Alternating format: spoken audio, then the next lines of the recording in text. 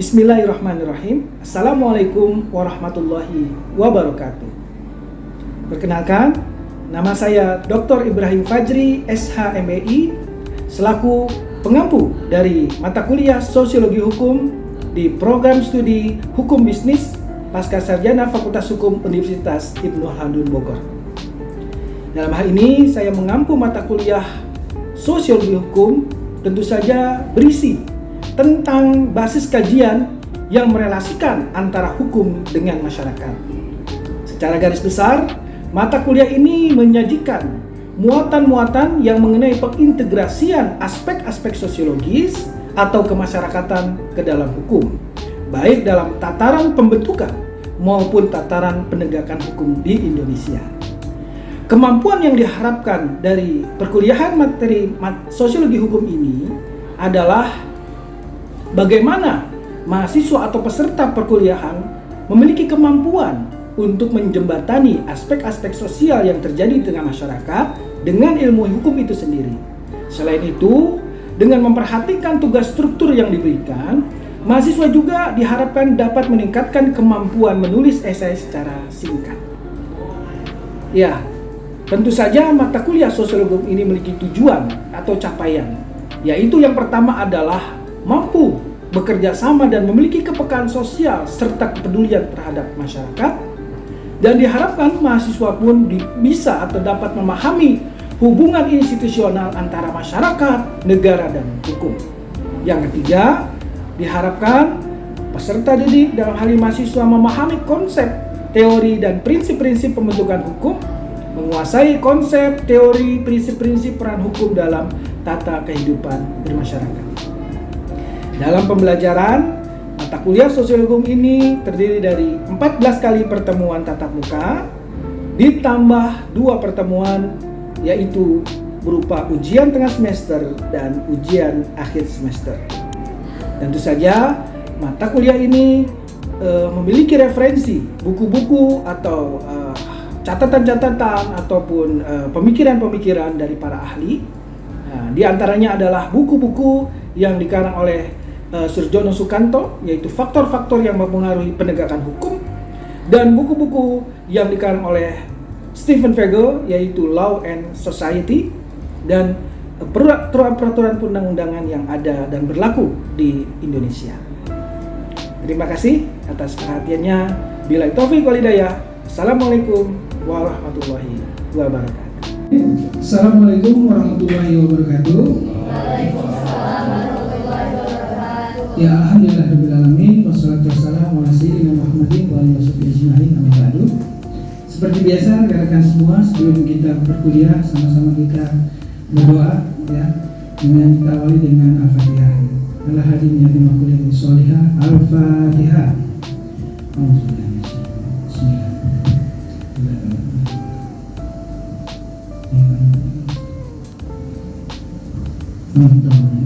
Amin ya rabbal alamin. Terima kasih. Mudah-mudahan perkuliahan kita berjalan dengan baik, optimal, dan diberkahi oleh Allah Subhanahu wa taala. Baik, rekan-rekan semuanya, pada kesempatan kali ini seperti biasa kita akan lanjutkan ya pembahasan kita dalam mata kuliah Sosiologi Hukum ya, sebagaimana yang awal pertemuan telah kita sampaikan tentang beberapa rencana pembelajaran yang sudah disampaikan.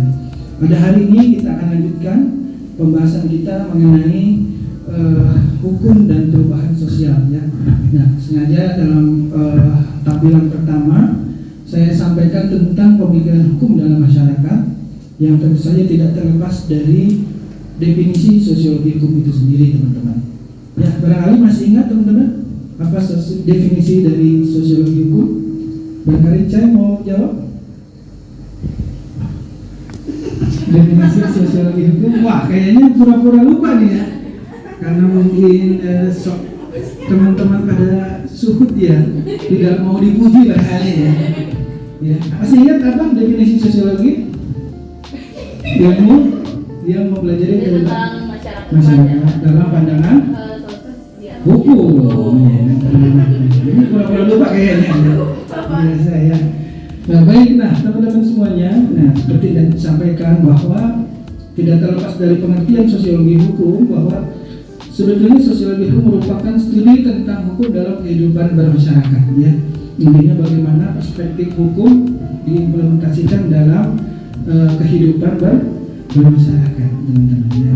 Jadi teman-teman juga masyarakat bukan nih, kira-kira masyarakat ya, bagian dari masyarakat. Ya, meskipun memang ada tingkatan-tingkatan masyarakat. Nah, masyarakat terkecil itu siapa, teman-teman, masih ingat? Bukan Sipa, ya. Meski Sipa sih nggak kecil-kecil amat, Pak. Bukan Sipa, ya. Ih, jangan bahaya nanti urusannya. Iya, jadi terkecil itu adalah keluarga. Iya. Kalau di bioskop ada keluarga cemara. Jadi tahapan terkecil dari masyarakat adalah keluarga, yaitu dianggap sebagai masyarakat dengan unit terkecil. Ya, masyarakat atau keluarga itu terdiri dari ayah, ibu, anak, ya kan? Kalau dulu iklan KB ada 2 anaknya, ya. 2 anak cukup, tapi bukan berarti lebih tuh, nggak boleh ya. Kira-kira Sipa kalau punya anak mau punya anak berapa nih Sipa? Oh, belum kepikiran, ya, maksudnya zamannya aja belum ada kan ya? Apa-apa ya. Baik, nah ini kenapa jadi kesan pernikahan? Oh ya, karena keluarga ya, kita bahas kan keluarga ya. Betul, jadi unit terkecil dari masyarakat adalah keluarga, dan kalian teman-teman semua bagian dari keluarga ya. Di sini statusnya anak semua atau ada yang suami atau istri orang? Ya, nggak masa istrinya binatang kan? Pasti manusia ini. Ada semua? Ada semua, anak semua ya. Nah, berarti bagian dari masyarakat dengan peran sebagai anak. Nah itu ya. Jadi apakah nanti baik keluarga maupun masyarakat dalam dalam konteks kehidupan berbangsa bernegara, apakah semua ada peran-perannya, teman-teman? Ada. Ya, meskipun teman-teman sekarang perannya sebagai anak ya di dalam satu masyarakat yang ada ya. Ya, memang ada istilahnya social role ya, bahwa setiap unit-unit terkecil, meskipun itu dalam konteks keluarga sekalipun, mereka punya role, punya peran masing-masing. Insya Allah teman-teman kan nanti mahasiswa nanti lulus ya, nanti lulus berprofesi, nah itulah nanti akan berhubungan dengan apa social role teman-teman di masyarakat. Makanya saking orang itu menghargai peran atau social role tadi di masyarakat, sampai di daerah-daerah tertentu atau di negara tertentu dijadikan sebagai nama dia sendiri. Misalnya di Inggris, ya kan ada siapa tuh? Taylor itu siapa aja depannya? Taylor Swift. Ya, Taylor Swift. Taylor itu apa sih? Penjahit kan? Iya. Kenapa dia pakai nama Taylor? Karena atas-atasnya dulu betul. Keturunan mereka, keturunan Taylor Swift itu adalah keturunan para penjahit yang orang-orang dulu sangat membanggakan sampai dijadikan nama mereka masing-masing. Coba deh teman-teman bisa perhatikan dia yang suka Liga Inggris nih kan, paham nih pemain-pemain dari Inggris ya. Taylor, ada siapa lagi tuh? Jurnalis ada ya kan, banyak ya. Sampai judges juga ada ya. Nah, judges itu seorang hakim berarti kan. Leluhurnya atau keturunan-keturunannya ya. Tidak terlepas juga mungkin akan turun juga kepada anak-anaknya ya. Misalnya Diva Taylor ya jadi ya. Oh sailor juga ya, sailor kan pelaut ya. Ada tuh kan Siva apa tuh? Siva aja sebetulnya adalah ini kan profesi kan. Siva itu kan menyembuhkan. Wah, berarti dia sebagai dokter. Tapi maksudnya hukum ya gitu. Ya. Nanti kedokteran kehakiman ada masuk ya, visum kan Pembertun ini. Lagi rame nih visum mana nih ya kasus ya. Baik, kita lanjut lagi. Nah ini Safi ini pernah mengatakan bahwa hukum tumbuh dan hidup di dalam masyarakat. Ya jadi yang namanya masyarakat pasti di antara mereka ada hukumnya. Sebelum menjadi hukum biasanya itu berupa apa? Berupa ya ada istiadat juga sudah sampai bagus, sudah sampai terbentuk. Nah sebelum ada istiadat mereka menyepakati yang namanya nilai dulu. Apa nilai teman-teman? Standar sebuah perbuatan baik atau buruk. Pasti ada dong di tengah-tengah masyarakat seperti itu ya. Perbuatan apa sih yang bagus? Perbuatan apa sih yang tidak bagus? perbuatan apa yang boleh atau yang tidak boleh. Nah, nilai itu nanti akan terstruktur dalam bentuk nah, normal. Ada abnormal di sana ya. Jadi norma itu sudah menjadi pedoman yang tadi disepakati apa sih perbuatan buruk tidak buruk, kemudian naik lagi menjadi pedoman. Pedoman itu berupa norma-norma yang hidup di tengah masyarakat. Gitu ya. Nah, otomatis ketika ada aturan perbuatan baik buruk, ketika terjadi pelanggaran terhadap norma, apa yang terjadi? Ada sanksi. Ada sanksi, meskipun sanksinya berupa sanksi sosial. Meskipun sanksi sosial lebih berat daripada sanksi hukum ya. Karena apa kalau anak sekarang bilang kena mental ya. Sanksi netizen itu lebih sadis ya daripada sanksi hukum itu sendiri kan. Gitu ya. Mudah-mudahan teman-teman bukan jadi warga negara netizen yang julid ya. Jadi karena sanksi itu biasanya juga kadang-kadang ya. Oke, nah saat ini penandakan seperti itu artinya memang pertumbuhan itu, hukum itu berjalan secara alamiah. Ada yang seperti itu ya. Makanya kadang-kadang antara satu aturan satu masyarakat dengan masyarakat ada yang berbeda tergantung dari ada tradisi, kebudayaan, kemudian kepercayaan masing-masing masyarakat. Menurut Jeremy Bentham, ya, hukum dibuat oleh legislatif dan dibuat oleh hakim. Ya, ini hukum secara formal, ya, bahwa pada dasarnya di dalam suatu negara itu kan ada kewenangan-kewenangan yang ada ya oleh pemerintah, ya, ada kekuasaan yang mengatur dan memproduksi hukum, ya. Yang teman-teman tahu ada berapa kekuasaan itu? Ada tiga. Ada tiga ya. Udah apa gitu ya? Bisa dipreknya ya. Hanya tiga ya, kekuasaan legislatif, ada kekuasaan eksekutif dan yudikatif. Ya, jadi ada kekuasaan membuat undang-undang, ada aturan, ada kekuasaan menjalankan undang-undangnya, ada kekuasaan satu lagi untuk mengadili apabila ada undang-undang yang dilanggar. Ya, jadi itu ya. Nah, dalam hal ini legislatiflah yang membuat adanya aturan hukum ada.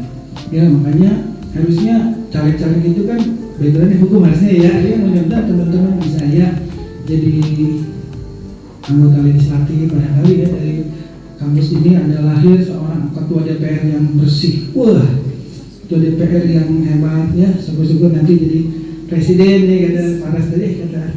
Sama aja. Oh iya Paras bilang jadi capres ya. Tapi jadi capres capek ya, karena dari dulu sampai sekarang capres terus ya. Calon presiden terus nggak jadi presiden ya. Paling pernah jadi caleg ini, nggak mau lagi. Kenapa? Karena kan jadi calon legislatif terus nggak menang berarti ya. Iya selesai. Kalau orang sudah bilang caleg calon dielek ya gitu. Dielek itu dijaili. Ada ya di sini nanti ininya ya. Ada tulisannya di sini subtitle ya. Ada yang mau nanya sampai sini belum ya? Kita lanjut sebentar. Nah, di sini dikatakan oleh Ehrlich bahwa hukum tumbuh dan berkembang dalam masyarakat serta dibuat oleh aparat yang berwenang dan lahir dalam peradilan. Mirip ya tadi dengan definisi yang sebelumnya, tumbuh dan berkembang, tapi dalam di sini dilengkapi. Setelah tumbuh dan berkembang, maka hukum itu diambil menjadi kebijakan yang dihasilkan dalam peradilan. Ya, oke. Nah, di sini kita masuk ke dalam hukum dan hubungannya dengan perubahan sosial, gitu ya. Oke, ini dulu. Ya, baik kita lanjut pada materi yang selanjutnya ya, terkait dengan dua aspek kerja hukum dalam hubungannya dengan perubahan sosial. Ya, nah teman-teman semuanya di dalam sosiologi mungkin teman-teman pernah dulu dibahas ya di semester 2 kalau tidak salah tentang pengantar sosiologi dulu, bahwa di dalam masyarakat akan ada suatu kondisi di mana masyarakat selalu dinamis atau berubah-ubah.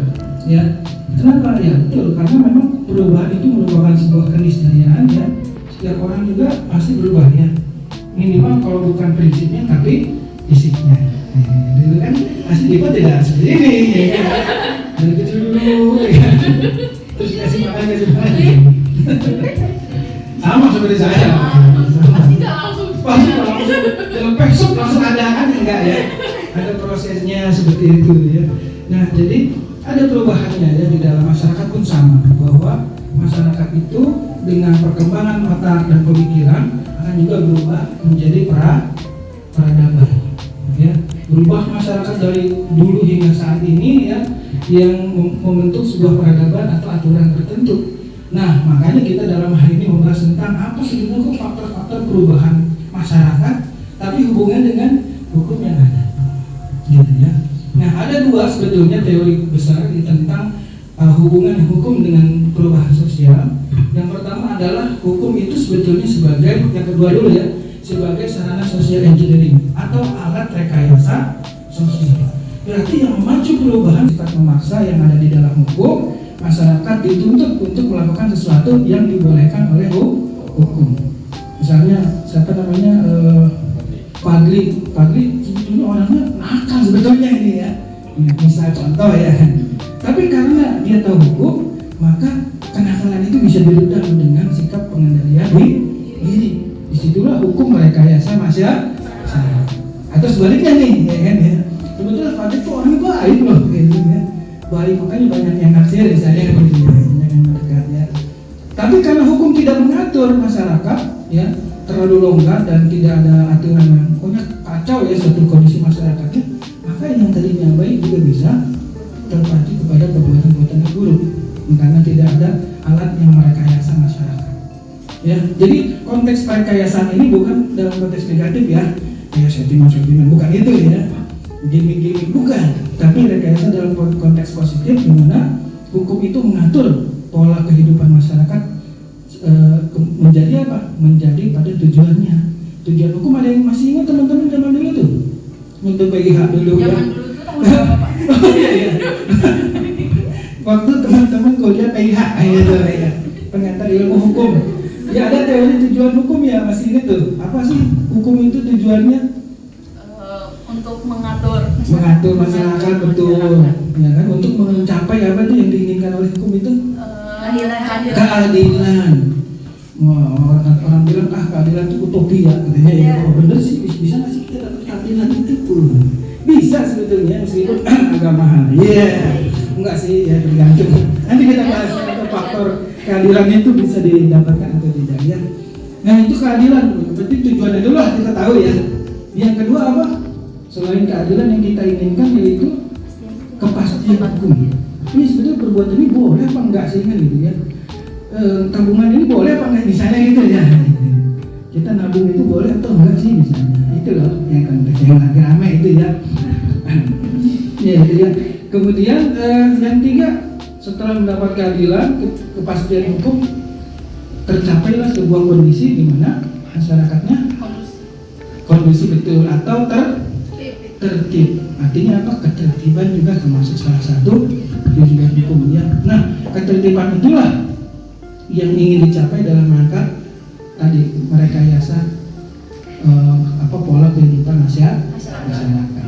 Nah itu yang teori pertama, itu teori yang paling ideal ya, meskipun banyak juga yang menyaksikan apakah benar masyarakat bisa segitunya dalam tanda kutip diatur oleh hukum akhirnya menjadi tertib dan lain-lainnya. Banyak juga yang ya itulah ya pendapat-pendapat lain yang mengkontra dari pendapat ini ya. Meskipun saya sih masih yakin ya bahwa teori ini betul bisa dilaksanakan, teori ideal dalam penerapan hukum di masyarakat. Yang kedua, hukum sebagai sarana kontrol sosial. Kalau ini sebaliknya, jadi masyarakat itu biarkan berkembang, ya. Ketika ada pelanggaran baru terjadinya penegakan hukum, ya kan? Seperti apa? Semacam pemadam kebakaran. Apa itu pemadam kebakaran, Pak? Konteksnya adalah ketika terjadi kebakaran maka baru ditangani seperti itu ya. Jadi hukum sebagai sarana kontrol sosial yang memberikan mengawasi perilaku masyarakat. Ya ini sebenarnya bisa digabung ya dua teori ini dalam konteks penerapan di masyarakat seperti itu ya. Apakah hukumnya yang mengatur masyarakatnya, masyarakat mahasiswa karena itu tukar atau hukum yang mengontrol kalau perilaku masyarakat seperti itu. Ya meskipun memang saat ini kan perubahan sosial luar biasa cepat ya, dengan adanya perubahan era digitalisasi kan, yang dipercepat dengan terjadinya COVID-19. Sebelum COVID kita masih nggak makan di Gojek kan, gara-gara COVID akhirnya nggak boleh ngomong brand ya, kita kan mesennya pasti langsung jadi dari situ mempercepat ya kan. Baik, nah akhirnya banyak juga perbuatan baru, kasus-kasus baru yang tadinya tidak ada di era sebelumnya sekarang muncul. Nah itu makanya kita bisa menggunakan dua dari teori ini. Ya, iya baik teman-teman, tadi dari yang saya sampaikan atau yang saya uraikan, barangkali ada yang ingin ditanyakan teman-teman? Pasti banyak sekali ya. Wah luar biasa. Ya silakan. Pertanyaan. Nama saya Soki Asmi. Soki. Saya ingin bertanya apa sih hubungan hukum dengan kekuasaan? Wah luar biasa. Terima kasih. Ya. Jadi Soki mempertanyakan tentang hubungan hukum dengan kekuasaan. Kalau di Facebook ada hubungannya baik-baik saja. Itu di Facebook. Kalau yang di sosiologi hukum, teman-teman akan nanti bisa membedakan ya. Meskipun antara hukum dan kekuasaan itu seperti satu hal yang sangat erat sekali sepertinya ya. Seperti dua mata kertas. Mata pisau kertas ya. Jadi saking dekatnya gitu ya. Orang bilang katanya kekuasaan tanpa hukum itu semena-mena. Tapi hukum tanpa kekuasaan seperti puisi. Jadi hanya kata-kata indah saja. Bisa jadi quote itu di Facebook ya. Hukum tanpa kekuasaan. Iya. Saking erat antara hukum dengan kekuasaan. Gitu ya. Jadi teman-teman semuanya, politik dengan hukum itu sangat berhubungan satu sama lain. Di mana yang tadi disampaikan bahwa adanya hukum atau aturan itu ya sangat dihubungkan dengan bagaimana si penguasa yang membuat hukum tersebut. Nah, nanti teman-teman akan mengetahui tentang teori konfigurasi politik. Apa itu teori konfigurasi politik? Di mana hukum itu produknya tergantung dari siapa penguasa yang ada di dalam kekuasaan tersebut. Gitu. Jadi karakteristik undang-undang, karakteristik hukum, ya peraturan perundang-undangan yang ada itu tergantung siapa orang-orang yang ada di balik penguasa yang ada seperti itu. Ya, meskipun di dalam konteksnya atau di dalam pelaksanaannya hukum juga bisa digunakan oleh penguasa. Ini yang konteks negatif ya. Hukum itu bisa digunakan oleh penguasa untuk mempertahankan bahkan melenggangkan kekuasaan. Begitupun sebaliknya, hukum bisa digunakan untuk alat memberikan kesejahteraan bagi masyarakat. Jadi ada dua aspek ya yang bisa terjadi ya. Apakah aspek positifnya atau aspek negatifnya? Ya tergantung dari siapa si penguasa tadi. Kembali kepada teori konfigurasi politik. Gitu ya, Sogi ya. Ya, baik. Terima kasih. Selanjutnya pertanyaan berikutnya ada yang ingin. Oh iya. Silakan. Pertama, nama saya Ansatwi. Iya. Pertanyaannya. Panggilan? Ica. Oh Ica. Silakan. Pertanyaannya Pak, apa faktor-faktor perubahan sosial dalam hukum itu? Oke. Faktor perubahan dalam hukum yang tadi disebutnya faktor. Mungkin karena Ica orang Sunda. Oh iya. Itu secara sosiologis dibenarkan kok. Faktor jadi P kan orang Sunda Pak. P jadi M. Iya. Ya faktor terjadinya perubahan sosial itu ya tadi ya teman-teman, bahwa perubahan itu masyarakat itu tidak terlepas dari adanya perubahan. Yang tidak bisa berubah di dalam dunia ini hanyalah perubahan itu sendiri, gitu kan? Berarti berubah semua dong Pak. Iya itu, iya dong, ya kan? Yang dulunya misalnya Ica masih kekanak-kanakan suka berpikir dewasa, kan? Apalagi udah mau lulus kan? Ya, mulai berpikir tentang masa depan itu kan buah dari perubahan pemikiran, ya kan? Nah, termasuk dalam hal ini juga masyarakat. Ya, masyarakat berubah otomatis akan mempengaruhi aturan hukumnya. Tadi disampaikan bahwa masyarakat itu selalu berubah dari zaman ke zaman. Dulu ada masanya ketika suatu masyarakat atau peradaban dalam menegakkan hukum menggunakan sanksi-sanksi yang berhubungan dengan badan. Zaman dulu mungkin teman-teman pernah ya, makanya dulu ada sanksi cambuk, ada sanksi penggal, ya kan? Ada sanksi-sanksi yang berhubungan dengan fisik, gitu ya. Dengan perubahan zaman, ya kan, ada konsep hak asasi manusia, human rights dan lain-lain, berubah sanksinya. Yang tadinya memberikan efek jera saja, tetapi juga memberikan pembinaan. Makanya muncul hukum penitensier tentang bagaimana pembinaan masyarakat di lapas, ya. Lapas itu apa? Lembaga permasyarakatan, ya.